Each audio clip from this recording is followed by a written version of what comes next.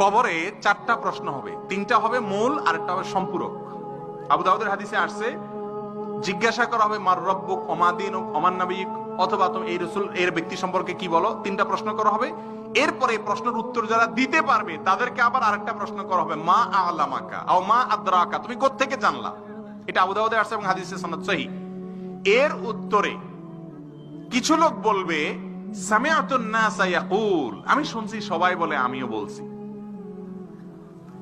এই কথা বলার সঙ্গে সঙ্গে ফেরেশতারা তার শাস্তি দেয়া শুরু করবে। উত্তর সঠিক দিছে তারপরও মায়ের শুরু, কারণ সে মানুষের কাছ থেকে শুনে শুনে মুসলমান হয়েছে।